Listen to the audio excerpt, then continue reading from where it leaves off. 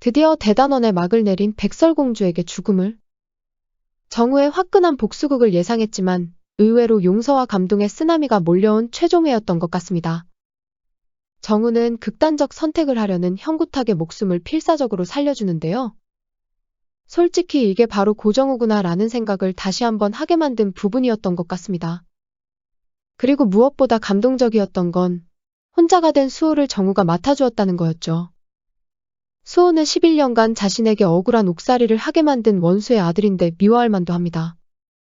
하지만 정우는 건호와의 마지막 약속을 지킨 것 같네요. 마지막 에필로그는 그 부분을 강조하기 위한 각색인 듯 합니다. 그럼 지금부터 백설공주의 마지막 이야기 속으로 들어가 보겠습니다. 박형식이 죽고 예영실은 짜놓은 각본대로 선거 유세를 강행합니다. 연습한 대로 남편을 잃은 가련한 미망인을 연기하며 악어의 눈물까지 흘리는 예영실. 그녀의 연기에 깜박 속아 넘어간 대중들은 그녀. 한편 형구탁 역시 담담하게 기자회견을 하고 대중을 기만합니다. 뗄래야 뗄 수 없는 사이가 돼버린 예영실에게는 서둘러 박형식 사건을 덮어주기로 약속하죠. 그런데 형구탁이 온실지하에서 봐서는 안 될 걸 봐버립니다. 바로 미라로 변해버린 다은이의 시신이었죠.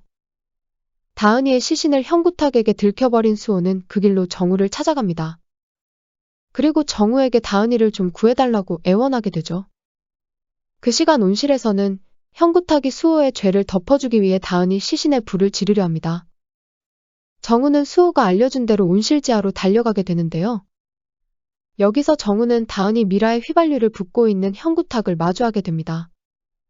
모든 진실이 밝혀진 형구탁은 끝까지 너무도 뻔뻔했습니다. 정말로 정우가 범인이었길 바랬다는 형구탁.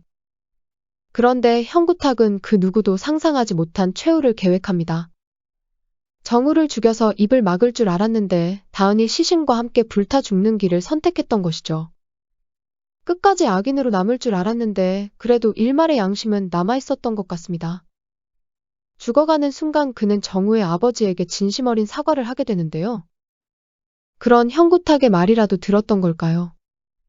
정우는 자신에게 누명을 씌운 형구탁을 온 힘을 다해 구해내게 됩니다. 아마 이대로 형구탁이 죽는다면 너무나 허무했을 겁니다. 다은이를 죽인 박형식도 정우가 찾아내기 전에 죽어버렸으니 말이죠. 하지만 형구탁만큼은 정우가 확실히 구해내 제대로 된 죗값을 받게 하고 싶었나 보네요. 정우는 노상철이 소개해준 변호사의 도움으로 어렵지 않게 무죄 판결을 받아냅니다. 그리고 11년 전 이루지 못한 꿈을 위해 의대에 진학한 것 같은데요. 예상대로 여기서 정우는 하설과 다시 마주치게 됩니다. 아마도 이렇게 두 사람이 썸을 타면서 결혼까지 해피엔딩이 이어지는 것 같죠. 한편 하설이 레지던트 과정을 때려치우고 무천으로 내려온 이유도 밝혀졌는데요. 알고 보니 하설의 집안이 대대로 의사 집안이었나 봅니다. 그래서 의사에 대한 직업의식도 남달랐던 것 같은데요. 맹장수술로 입원한 환자가 의료과실로 사망하는 걸 보고 양심이 찔렸던 하설. 아마도 이 때문에 괴로워 무천으로 잠시 바람을 쐬러 왔던 것 같네요. 늦었지만 진실을 밝히기 위해 왕따가 된 하설이 정말 멋져 보였습니다.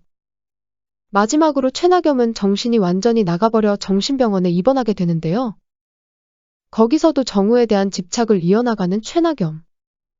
아무래도 그녀가 있기에 다음 시즌도 기대해 볼 수 있을 것 같네요. 구독과 좋아요 부탁드립니다.